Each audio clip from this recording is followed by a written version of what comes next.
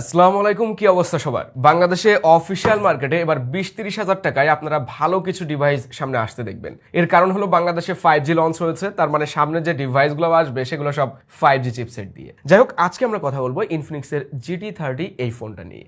আমরা officially GT30 Pro আসতে দেখেছিলাম, তবে প্রাইসটা কিছুটা বেশি ছিল। এবার ইনফিনিক্স 30 হাজার টাকা প্রাইস সেগমেন্টে আমাদেরকে একটা গেমিং ডিভাইস দিচ্ছে, যেটার অফিসিয়াল দাম 8/256 GB 30,999 টাকা। ফোনটায় খুবই ভালো একটা এসওসি দেওয়া হয়েছে, Dimensity 7400 4 ন্যানোমিটারের 5G SoC, যে কারণে আমরা বেশ কিছু হাই গ্রাফিক্সের গেম 90 to 120 FPS এ খেলতে পারবো। পাশাপাশি যে ডিসপ্লেটা রয়েছে সেটা আমি বলবো এই প্রাইস সেগমেন্টে অফিসিয়াল মার্কেট বিবেচনায় ওয়ান অফ দ্য বেস্ট কোয়ালিটির। 144 Hz এর অ্যামোলেড 10 বিটের আবার HDR10+ সাপোর্টেড। ওয়েল, GT30 একটা গেমিং ডিভাইস, তবে কি শুধুমাত্র আমরা গেমিং করব? আমাদের ক্যামেরার প্রয়োজন আছে, আমাদের একটা ডিউরেবল ফোন প্রয়োজন আছে, পাশাপাশি গেমিং যখন করব FPS ঠিকঠাক পাচ্ছে কিনা, স্টেবল কিনা, টেম্পারেচার কন্ট্রোলে থাকছে কিনা, এন্ড এর ব্যাটারি ড্রেনের কি অবস্থা। গেম খেলার সময় ব্যাটারিটা অনেক বেশি প্রয়োজন আসে। তো সবকিছু মিলিয়ে ফোনটা আসলে 31 হাজার টাকায় কেমন হচ্ছে সেগুলি চলেন এবার জানা যায়। প্রথমত বিল্ড অ্যান্ড ডিজাইনে আসলে আপনি ফোনটা দূর থেকে দেখেন বা হাতে নিয়ে ফিল করতে পারবেন যে একটা গেমিং ডিভাইস হাতে নিয়েছেন। বিশেষ করে ওই রিয়ার প্যানেলের মেকানিক্যাল লাইট ওয়েভ বিভিন্ন স্টাইলে জ্বলতে পারে, গেমিং করার সময় লাইটটা জ্বলে। অ্যান্ড এই জায়গাটায় আমরা কিছুটা সেমি ট্রান্সপারেন্ট টাইপের ফিল পাচ্ছি, মানে ভিতরের অংশটা দেখা যায় ওইরকম কিছু, যেখানে কিন্তু মেটাল মানে ব্রাশ মেটাল টাইপের টেক্সচার দেওয়া হয়েছে। তবে রিয়ার প্যানেলটা ভাই প্লাস্টিকের, খুব সহজে স্ক্র্যাচ পড়ার সম্ভাবনা রয়েছে। পাশাপাশি ম্যাট ফিনিশিং হলেও দেখলাম হাতের ছাপটা খুব বেশি ভিজিবল হচ্ছে। তাই বক্সের সাথে আসা কেসটা ব্যবহার করতে পারেন, আর সাথে কিন্তু 45 ওয়াটের চার্জারও দেওয়া হয়েছে। বডিতে আইপি রেটিং রয়েছে 64, আর বডি ফ্রেমটা প্লাস্টিকের। টপে আমরা secondary speaker, noise cancelling mic, IR sensor এগুলো সবই পেয়ে যাচ্ছে। রাইটে জিটি ট্রিগারও থাকছে, আর এটা দারুণ, মানে টাচ সেন্সিটিভ হলেও হ্যাপটিক ফিডব্যাকটা এমন দেয় যেন আপনি ফিজিক্যাল কোনো বাটনে প্রেস করছেন। আর জিটি ট্রিগার থাকাতে যারা মাল্টি ফিঙ্গারে গেমিং করেন, অনেকগুলা ফিঙ্গার একসাথে ব্যবহার করতে চান, তারা কিন্তু ইজিলি এই ফোনটাতে কন্ট্রোল এক্সপিরিয়েন্সটা ভালো পাবেন। মানে এক কথায় বলা যায় যে কনসোল লেভেলের গেমিং কন্ট্রোল এক্সপিরিয়েন্স পাবেন আপনি স্মার্টফোন থেকেই। বটম প্যানেল বলা হয়নি, এখানে আমরা 3.5mm অডিও পোর্টটা পাচ্ছি না। আর যে সিম কার্ড স্লটটা রয়েছে, যেখানে আপনি 2টা ন্যানো সিম কার্ড ব্যবহার করতে পারবেন। ওই দেখেন, এটাও ভুলে গেছি যে স্ক্রিনে আবার গোরিলা গ্লাস 7i প্রোটেকশনও থাকছে। স্ক্রিনটা দারুণ, যেমনটা আমি ফার্স্টে আপনাদেরকে বলেছিলাম। 10 বিটের প্যানেল, HDR10+ সাপোর্টেড, ইউটিউবে 4K 60 FPS এর ভিডিও স্মুথলি চলে। HDR and 10 বিট থাকাতে এখান থেকে কিন্তু কালারফুল ভিভিড এক্সপিরিয়েন্স পাওয়া যাচ্ছিল। আপনি কন্টেন্ট দেখেন বা গেমিং করেন, ভিজুয়াল এক্সপিরিয়েন্স পাবেন অসাধারণ এই ডিসপ্লে থেকে।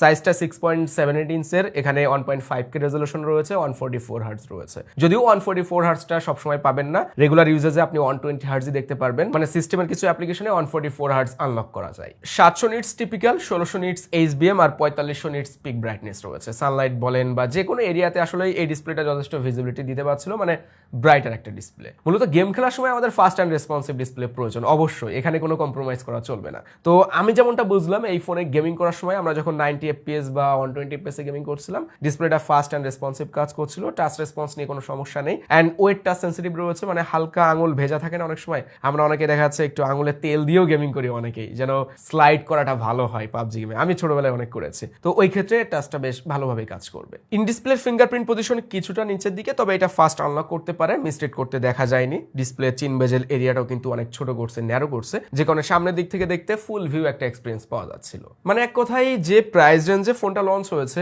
এই প্রাইসে ডিসপ্লের কোয়ালিটি এমন যে আপনি মাল্টিমিডিয়া কনজিউমে যেমন হ্যাপি থাকবেন, তেমন গেমিং এক্সপিরিয়েন্সটা ভালো পাবেন, মানে সব দিকেই সন্তুষ্ট থাকার মতোই। তবে পারফরমেন্সের কি অবস্থা? Dimensity 7400 4 ন্যানোমিটারের SoC, LPDDR5X type RAM এবং UFS 2.2 storage type, XOS 15 based on Android 15, যেখানে 2 বছরের মেজর OS আপডেট এবং 5 বছরের সিকিউরিটি আপডেটও দেওয়া হবে। আর ব্যাটারি রয়েছে 5500 mAh এর, সাথে 45 ওয়াটের চার্জিং সুবিধা। কোনো ওয়্যারলেস চার্জিং সুবিধা কিন্তু এবার এই ফোনে থাকছে না। ভাই গেমিং ফোন, এই সকল SoC দিয়ে আপনি রিয়েল লাইফ এক্সপিরিয়েন্স ভালো পাবেন, স্মুথ, ল্যাগ বাগ নেই, এগুলো আপনারা সবসময় শুনে এসেছেন। তবে গেমিং এক্সপিরিয়েন্সটা কেমন সেটা শোনার মতো বিষয় আছে এখানে। পাবজি গেম 90 FPS এ খেলা যায়, COD 90 FPS এ খেলা যায়, ডেল্টা ফোর্স 60 FPS এ এখন খেলা যায়। তবে ইনফিনিক্স থেকে জানানো হয়েছে এই সেপ্টেম্বরের মাঝামাঝি পর্যায়ে এসে একটা আপডেটের মাধ্যমে ডেল্টা ফোর্সেও 90 FPS আনলক করা হবে। আর ফ্রি ফায়ার গেমটা আবার দেখলাম 120 FPS এ খেলা যায়, মানে যে সকল গেমগুলো একটু হাই গ্রাফিক্সের ওইগুলোতে 90 FPS পাওয়া যাচ্ছিল। ফুল জাইরো দিয়ে গেমিং করা যায়। হ্যাঁ, জাইরো লেটেন্সি কিছুটা রয়েছে, ওইটা ভাই যারা কম্পিটিটিভ প্লেয়ার রয়েছে তারা ছাড়া খুব একটা নোটিসও করতে পারবে না, মানে আমরা যারা সাধারণ পাবলিক এরা বুঝতেই পারবো না যে জাইরোতে লেটেন্সি রয়েছে।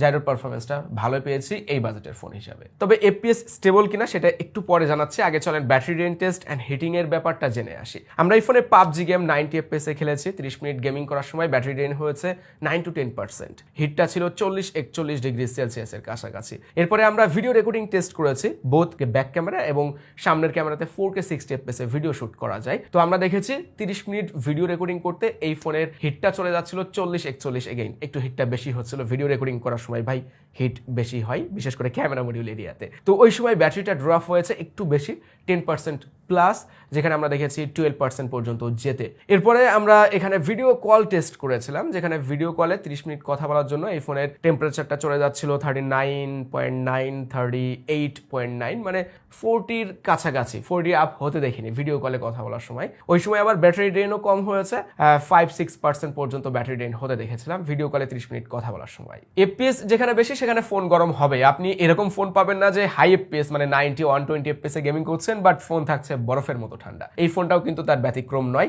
গরম হচ্ছিল 40 ডিগ্রি প্লাস সেলসিয়াসে যাচ্ছিল। 3D VCC liquid graphite cooling system, multi layer cooling system এই ফোনে দেওয়া হয়েছে যাতে করে ওভারহিট না হয়, টেম্পারেচারটা যেন কন্ট্রোলে থাকে। সো যখন ফোনটাকে চার্জ করবেন, যখন লং টাইম গেমিং করবেন, তখনও দেখবেন টেম্পারেচারটা স্টেবল পর্যায়ে থাকছে। এবার আসি এফপিএস এর ব্যাপারে। পাবজি 90 FPS এ খেলা যায় স্মুথ সেটিংসে। যারা শর্ট টাইম গেমিং করেন, 2-3টা ম্যাচ খেলবেন, 1 ঘন্টা 1.5 ঘন্টা গেমিং করবেন, তারা দেখবেন 90 FPS এ উড়াধুরা গেমিং করতে পারছেন, ল্যাগ বাগ একেবারেই নেই বললেই চলে, ফ্রেম ড্রপ হয় না। বাট আপনি যখন 3 ঘন্টা 4 ঘন্টা প্লাস গেমিং করবেন, ওই সময়টা কিছুটা ফ্রেম ড্রপ খেয়াল করবেন, বিশেষ করে ইন্টেন্স মোমেন্টে। বাট ওইটা খুব দ্রুত ঠিক হয়ে যাচ্ছিল, যে কারণে গেম খেলাতে খুব একটা সমস্যা হয়নি। বাকি গেম যেমন সিওডি, অপটিমাইজড গেম ভাই এমনিতেই ভালো চলে, ওখানে আপনি এফপিএস ড্রপ দেখবেন না, ভালো স্টেবল পারফরমেন্স সিওডিতে আমরা দেখেছি, মানে সিওডি গেমটা আপনি খুব সুন্দরভাবে খেলতে পারবেন। তারপরে এখানে যে ডেল্টা ফোর্স গেমের ব্যাপারটা আসে, আমি শুরুতে একটু ভুল বলেছিলাম, সেপ্টেম্বরের কোনো একটা সময় আপডেটটা আসবে যেখানে আপনারা ডেল্টা ফোর্স গেমে 90 FPS পাবেন।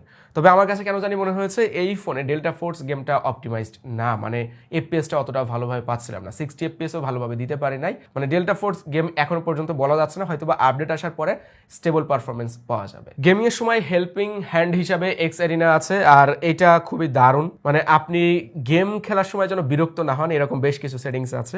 স্পোর্টস মোড আছে, কল ব্লক, মেসেজ ব্লক, এগুলো তো থাকবেই। পাশাপাশি বেশ কিছু অ্যাপ্লিকেশনে আপনি কুইক অ্যাক্সেস নিতে পারবেন। তারপরে নেটওয়ার্ক এনহ্যান্সমেন্ট অপশনও কিন্তু রয়েছে, বাইপাস চার্জিংও থাকছে, মানে ফোনটাকে আপনি চার্জ করবেন, একই টাইমে আপনি গেমিং করবেন, বাট ব্যাটারিতে কোনো ধরনের প্রেসার পড়বে না। জিটি ট্রিগার জিনিসটা শুধুমাত্র গেমের সময় ব্যবহার করা যাচ্ছিল এরকম না, কুইক অ্যাপ ওপেনিং এর ক্ষেত্রেও কিন্তু জিটি ট্রিগার ব্যবহার করা যাচ্ছিল, ক্যামেরার শাটার বাটন হিসেবে ব্যবহার করা যাচ্ছিল, ফ্ল্যাশ লাইট জ্বালানোর ক্ষেত্রেও কিন্তু জিটি ট্রিগার ব্যবহার করা যায়। গেমিং পারফরমেন্সের শর্টকাটে বলতে হলে এই ফোনটা আসলে 120 FPS এর জন্য না, 90 FPS এ যারা গেমিং করতে চান, অফিসিয়াল মার্কেটে এমন একটা গেমিং ফোন খুঁজছেন যেখানে আপনি 90 FPS এ ভালোভাবে গেমিং করতে পারবেন, তাহলে এই ফোনটার পারফরমেন্সে আপনি সন্তুষ্ট থাকবেন। ইনফিনিক্সের ইউআই নিয়ে একটা সময় আমরা অভিযোগ রাখতাম অনেক বেশি, আরেকটু ভালো প্রয়োজন, আরেকটু বেটার কিছু প্রয়োজন, বাট এখন এসে মনে হয়েছে না স্টেবল পর্যায়ে রয়েছে তাদের ইউআইটা। যেমন আমরা সফটওয়্যার আপডেটের ব্যাপারেও কিন্তু কনফার্মেশন পাচ্ছি, এখনকার ইউআইটা যথেষ্ট স্মুথ, স্ন্যাপি ফিল দেয়, অ্যাপ ওপেনিং ক্লোজিং টাইমও ফাস্ট, রেসপন্সিভ, র্যাম ম্যানেজমেন্ট ভালো, মানে সব মিলে একটা ভালো ইউআই যেরকম হয়ে থাকে আর কি। এআই এর দিকে আমরা গুগলের সার্কেল টু সার্চ পাচ্ছি, ইনফিনিক্সের ফোলাক্স রয়েছে, নিজস্ব যে এআই ফিচারগুলো ওখানে সবই থাকছে। আমরা এআই পার্টে এই ব্যাপারগুলো বিশ্লেষণ করব। আগে চলেন ক্যামেরা পার্টটা শেষ করা যাক। যদিও ক্যামেরা কেন্দ্রিক ফোন না, বাট এই ফোনে আমরা ক্যামেরা ভালো পাচ্ছি, পোর্ট্রেট মোডে এইচ ডিটেক্ট ভালো, 4K 60 FPS এ বোথ ক্যামেরাতে শুট করা যায়। আপনি এখানে G99 কে G200 বানিয়ে যদি 30,000 টাকা প্লাস প্রাইস রেঞ্জে সেল করেন, ওখানে আপনি জীবনেও 4K 60 FPS এ ভিডিও শুট করতে পারবেন না। এটা কিন্তু আগের 4G SoC তে সম্ভব ছিল না। তো চলেন দেখে আসি ক্যামেরা কোয়ালিটি আসলেই কেমন পেলাম। পিছনে দুইটা ক্যামেরা, 64 মেগাপিক্সেলের ওয়াইড যেখানে সনি সেন্সর রয়েছে, বাট কোন সেন্সর সেটা আমরা খুঁজে পাই নাই, এবং 8 মেগাপিক্সেলের আলট্রা ওয়াইড রয়েছে, আর সামনে পাচ্ছি 13 মেগাপিক্সেল সেলফি ক্যামেরা। পোর্ট্রেট মোডে দুইটা ফোকাল লেন্থে ছবি তোলা যায়, আপনি 2x জুম করেও তুলতে পারবেন। 2x জুম করলে শার্পনেস, ডিটেইলস খুব একটা কমে আসে না। এইচ ডিটেক্ট খুবই ভালো করেছে, সফট অ্যান্ড ব্যাকগ্রাউন্ড বোকেটাও স্মুথ লাগছিল, মানে আপনি চুলের এরিয়াগুলো খেয়াল করলে বুঝতে পারবেন যে কত সুন্দর এইচ ডিটেক্ট এই ফোনে কিন্তু দিচ্ছে। ইনফিনিক্সের ফোনে আমরা কিছুটা ন্যাচারাল কালার টোন পাই, কালার টোনটা ফেস টোনটা ন্যাচারাল থাকে বেশি, অত বেশি লালচে ভাব বা ওয়ার্ম টোন পুশ করে না ফেস টোনের ভিতরে, সেরকমই ন্যাচারাল টোনে কিন্তু ছবিগুলো পাচ্ছিলাম। তবে লো লাইটে এসে পোর্ট্রেট মোডে কিছুটা সফটনেস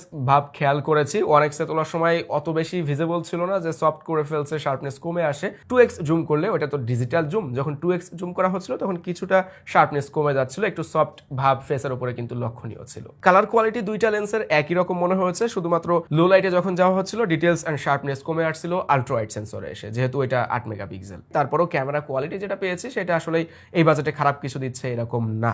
4K 30 fps এরকম কোয়ালিটি পাওয়া যাচ্ছে ইনডোরে। আমরা একটু আউটডোরে টেস্ট করে দেখতে চাই লাইট ব্যালেন্স কত ভালো করতে পারে। ফেস ট্র্যাকিং ভালোই করছে, হ্যাঁ ফেসটাকে কিছুটা স্মুথ করে, বাট খুব একটা কিন্তু বোঝা যাচ্ছে না, এই যে কিছুটা স্মুথ করে দিচ্ছে। চলেন আমরা একটু আউটডোরে কেমন ভিডিও কোয়ালিটি পাওয়া যায় সেটা দেখি। এখানে কিন্তু ওআইএস নাই, তবে আলট্রা স্টাডি মুড রয়েছে, ইআইএস যেটাকে বলা হয়। দেখেন ব্যাকগ্রাউন্ডে কিন্তু কিছুটা ব্লার আমরা দেখতে পাচ্ছি।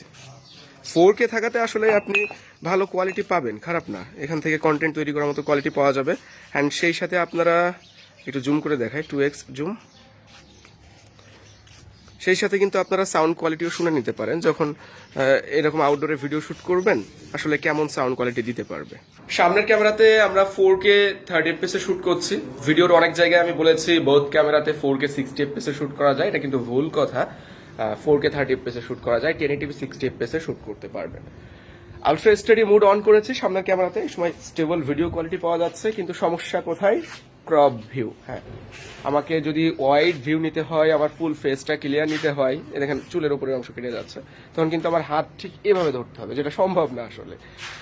আর আলট্রা স্টাডি মোড অফ রাখলে এই স্টেবল ভিডিও পাওয়া যাবে না, তখন আপনি ওয়াইড ভিউটা পাবেন। আর সাউন্ড কোয়ালিটি কেমন সেটা তো আপনারা শুনতেই পাচ্ছেন। এর সেলফি ক্যামেরাটাও চমৎকার, বেশ ভালো ওয়াইড সেলফি তোলা যায়। ওই দেখেন ওই জায়গাটা কি বলেন তো, পাখি, ওখানে পাখি বাসা করছে, ডিম পাড়ছে, তাওয়া দিচ্ছে, আমরা বাংলাতে যেটা বলি।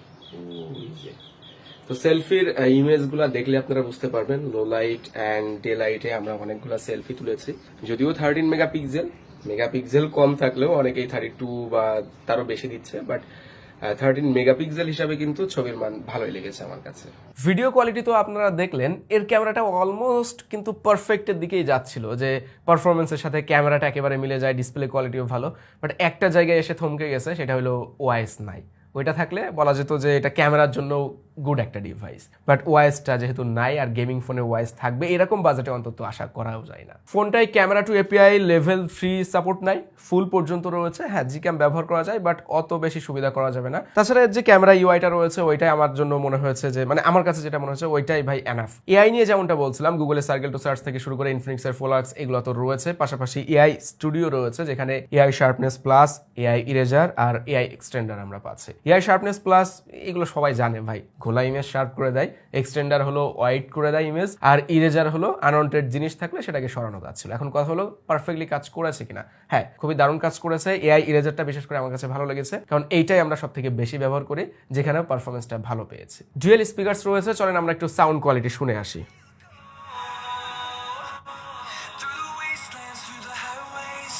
90%।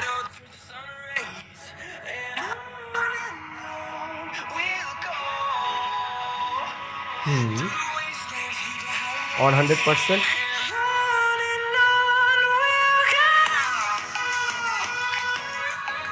গুড সাউন্ড কোয়ালিটি, যথেষ্ট লাউড আছে। প্রাইস বিবেচনায় খুব ভালো সাউন্ড কোয়ালিটি এই ফোন থেকে পাচ্ছি। হ্যাঁ, এটা দিয়ে গেমিং করা যাবে, বাট যারা সরাসরি ইয়ারফোনে অভ্যস্ত তাদের কি হবে? 3.5mm অডিও পোর্ট কিন্তু একটা গেমিং ডিভাইস হিসাবে এখানে থাকা দরকার ছিল। এনএফসি রয়েছে, ওয়াইফাই 6, ব্লুটুথ 5.4। ওয়াইফাই 6 জিনিসটা আমি কত ভিডিওতে যে বলেছি যে আমাদের ভাই এই এসওসির জন্য আটকে থাকতাম সবসময়, মানে কি আর বলবো, এসওসিতে সাপোর্ট না থাকলে তো আপনাকে দিতে পারবে না। প্রায় নেটওয়ার্কটা স্টেবল পাওয়া যাবে, ব্লুটুথ 5.4ও থাকছে।